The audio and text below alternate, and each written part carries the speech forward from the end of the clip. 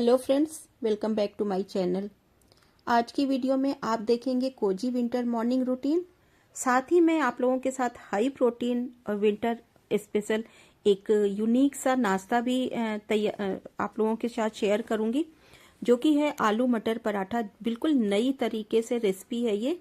तो आप लोग वीडियो पूरा देखिए और घर को कैसे हम विंटर के लिए तैयार करते हैं, घर में कौन कौन सी चीजें जो हम हैं सर्दियों के लिए हम रखते हैं स्पेशली, जो हमारे घर के काम को आसान बनाए। तो चलिए उस वीडियो शुरू करते हैं और आई होप आप लोगों को पसंद आए ये वीडियो। अगर पसंद आता है तो प्लीज मेरे चैनल को लाइक और सब्सक्राइब जरूर कीजिए। विंटर की सुबह का कोजी फील ही कुछ अलग होता है। हालांकि ठंड, शांत माहौल और घर को थोड़ा सा वार्म और फ्रेश बनाना, ये रूटीन दिल को सुकून देता तो है, पर साथ ही बहुत सारे चैलेंज भी लेकर आता है। तो चलिए वीडियो को शुरू करते हैं। तो चलिए वीडियो को सुबह के ब्रेकफास्ट के साथ शुरू करते हैं। तो देखिए, इसके लिए आजकल ठंड में खूब मटर आ रही है, तो हम मटर में प्रोटीन भी अच्छी मात्रा में होती है, तो क्यों ना हम मटर के अलग अलग वेरिएशन के साथ हम इनको यूज़ करें। तो आज मैं इसका पराठा बना रही हूँ, लेकिन थोड़ा सा अलग तरीके से। तो देखिए, मटर को मैंने एक मिक्सर जार में डाल लिया है। थोड़ा सा अदरक का टुकड़ा डाला है इसमें, और कुछ करी पत्ते, थोड़े से लहसुन, हरी मिर्च के साथ इसका एक पेस्ट बना लेंगे हम। थोड़ा हरी धनिया और पुदीना भी ऐड कर सकते हैं इसमें। मैंने हरी धनिया डाला है, पुदीना नहीं था मेरे पास, तो मैंने सिर्फ हरी धनिया का यूज़ किया है। और बस इन सबको एक साथ डालकर इसको पीस लेंगे। थोड़ा सा दरदरा भी रहेगा तो चलेगा, लेकिन ये पीस जाता है। अगर आपको प्रॉब्लम होती है तो 1-2 चम्मच इसमें पानी डाल सकते हैं और इसको अच्छे से पीस लीजिए। अब 2 उबले आलू ले लीजिए और उसको छील लीजिए। तो ये देखिए, आजकल मैं विंटर में अगर 2-1 दिन पहले भी आलू उबले हुए रखे होते तो कोई ख़राब नहीं होते फ्रिज में, तो मेरे पास वही रखे थे, मैं उन्हीं का यूज़ कर रही हूँ।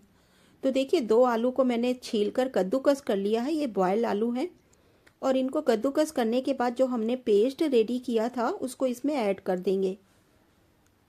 देखिए, अच्छी तरह से इसको कर देंगे, क्योंकि कद्दूकस करने से क्या होता है, गिल्टियाँ नहीं होती हैं, तो पराठा बेलने में आसानी रहेगी। तो देखिए, इस तरह से मैंने इसको जो पेस्ट किया था इसको इसमें ऐड कर दिया है।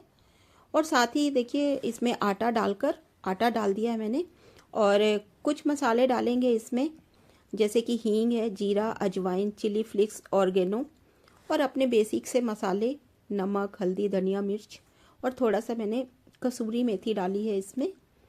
तो ये सारी चीज़ें डालकर हम एक अच्छा सा डो रेडी कर लेंगे इस तरह से। देखिए, इसमें और बस देखिए, ये आटे के साथ आलू मटर, ये मसालों के साथ अच्छा सा आटा हमारा रेडी हो गया है। अब इसमें कोई स्टफिंग नहीं करनी है, बस इसके पराठे बेल लेंगे। तो आप चाहे गोल या ट्रायंगल, जो भी आपको पसंद है, आप उस शेप में इनको बना सकते हैं। मैंने ट्रायंगल बनाया है, और इस तरह से देखिए बीच में घी लगाकर, और मैंने पराठा सेक लिया, इस तरह से बेल लिया है, और बस इसको अलट पलट कर तवे पे सेक लेंगे। और इस तरह से देखिए, ये गर्मा गर्म पराठा चटनी और दही के साथ आप खाइए। ये बहुत ही टेस्टी होता है और एकदम सॉफ्ट। आप कभी बनाकर इस तरह से देखिए, बहुत ही टेस्टी और एकदम सॉफ्ट पराठा आपका रेडी होगा, और खाने में बहुत ही अच्छा लगता है और झटपट से बनने वाला है। स्टफिंग भरने में क्या होता है, कई बार फटने का डर होता है। कई बार जो बिगनर होते हैं उनको नहीं बनाना आता है। स्टफिंग करने से क्या होता है कि फट जाते हैं, नहीं अच्छे से बेल पाते। तो इस तरह से कोई बिगनर भी होगा, बड़े आसानी से बना लेगा। जिसने अभी अभी किचन संभालनी शुरू की है, वो भी बड़े आसानी से ये बना सकता है। तो इस तरह से ये रही आज की रेसिपी। तो चलिए अब घर को कोजी लुक देते हैं, और कुछ उसमें चीज़ें जो विंटर्स, देखिए जैसे ये विंटर की ये इलेक्ट्रिक केटल, खास तौर से वैसे तो ये हर सीजन में काम आती है, लेकिन विंटर में इसका काम बढ़ जाता है।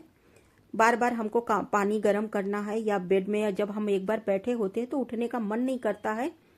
तो इस तरह से आप फटाफट गर्म कर सकते हैं। और नहीं तो एक ये मिल्टन की बॉटल आती है, इसमें भी 4-5 घंटे पानी गर्म रहता है, तो ये भी आप यूज़ कर सकते हैं।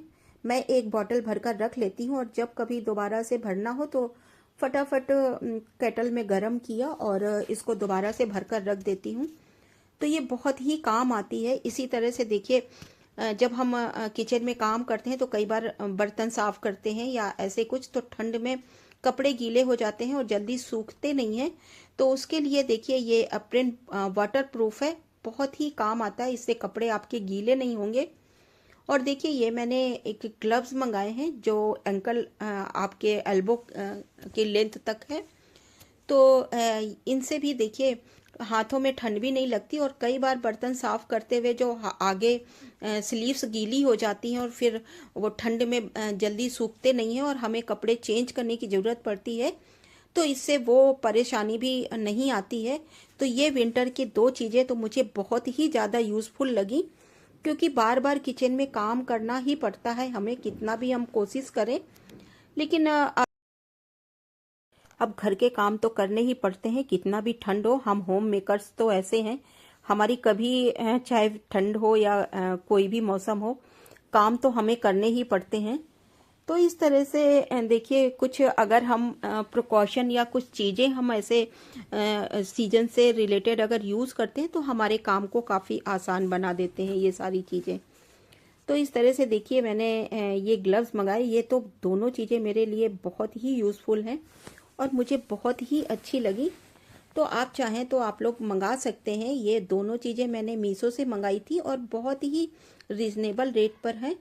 तो इनसे देखिए आपके हाथ बिल्कुल भी गीले नहीं होंगे और अंदर इसमें बिल्कुल पानी नहीं जाता है। तो आपके आपके हाथों को ठंड भी नहीं लगती और कपड़े भी गीले नहीं होते हैं, सबसे बड़ी बात तो।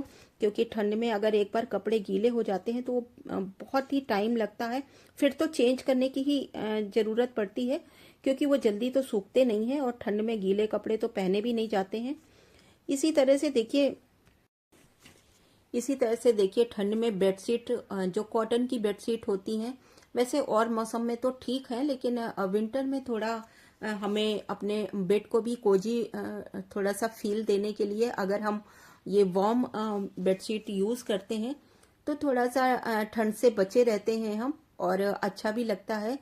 हमें थोड़ा सा गरमाइश लगती है, क्योंकि बिस्तर भी नीचे से ठंड लगती है तो अच्छा कंफर्टेबल नहीं फील होता है।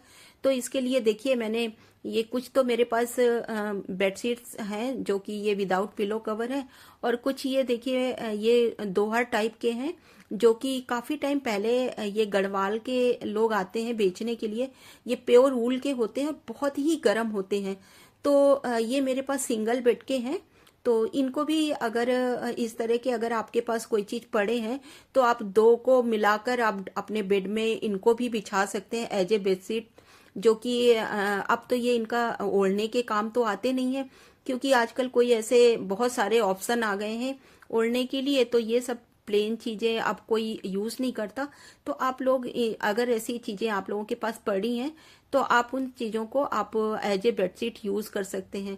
और ये देखिए ये भी मैंने एक प्लेन ये वार्मर ही है, ये इस तरह से देखिए ये भी एक बेडशीट है जो प्लेन है।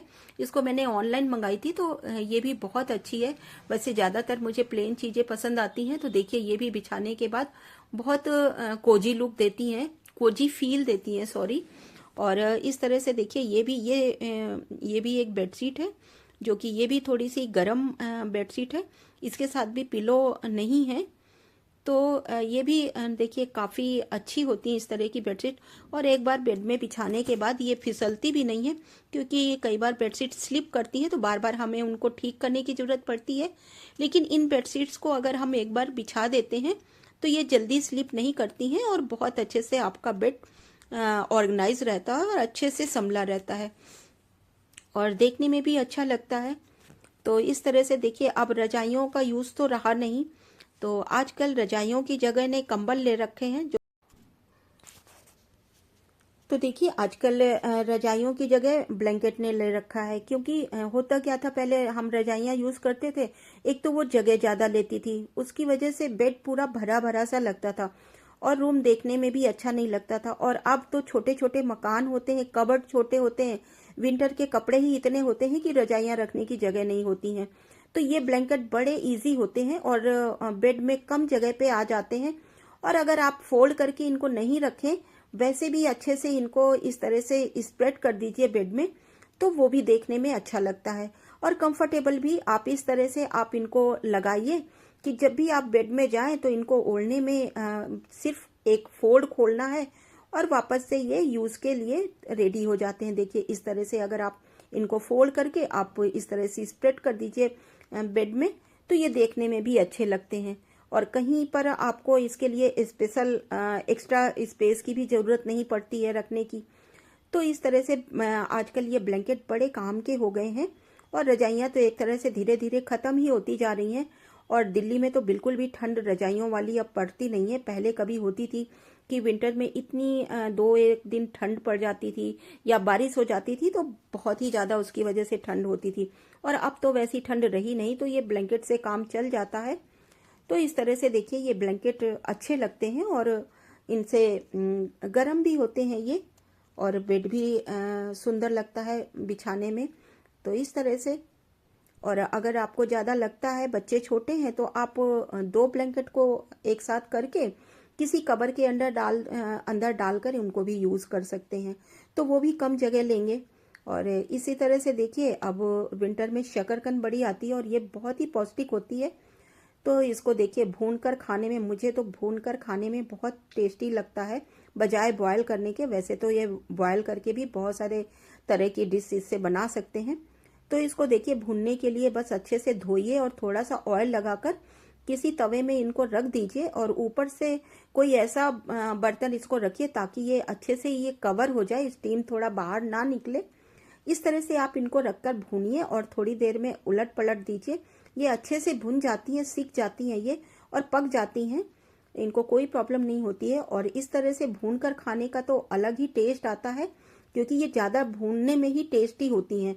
बॉयल करने से तो कोई अगर रेसिपी बनानी है उसके लिए तो ठीक है, लेकिन अगर चाट बनानी है तो आप इन्हें इस तरह से भून कर खाएंगे तो बहुत ही टेस्टी लगती हैं। तो चलिए देखिए अब इस तरह से विंटर में आप कोशिश करते हैं कि हल्दी वाला दूध रात को हम सारे ही पीते हैं। देखिए हम सब जानते हैं कि जो कच्ची हल्दी होती है हमारी हेल्थ के लिए बहुत अच्छी होती है। जो जोड़ों में दर्द, बॉडी पेन या बच्चों को जो हल्की फुल्की सर्दी जुकाम है उससे तो राहत मिलती है, बहुत सारी बीमारियों में भी काम आती है। तो ये रहा आज का विंटर रूटीन मेरा, और आई होप आप लोगों को पसंद आया होगा। अगर पसंद आए तो प्लीज मेरे चैनल को लाइक और सब्सक्राइब जरूर कीजिए। और हाँ, अपने आइडियाज भी मेरे साथ आप लोग शेयर कर सकते हैं। इसमें से कौन सा चीज आप लोगों को पसंद आई, या ये रेसिपी आप लोग आप लोग अपने घर में ट्राई करने वाले हैं, तो आप मेरे को कमेंट करके जरूर बताइए। और जिन जिन लोगों ने ट्राई किया वो जरूर मुझे कमेंट करके बता सकते हैं। तो चलिए मिलते हैं फिर किसी ऐसे वीडियो के साथ। तब तक के लिए okay friends and bye bye.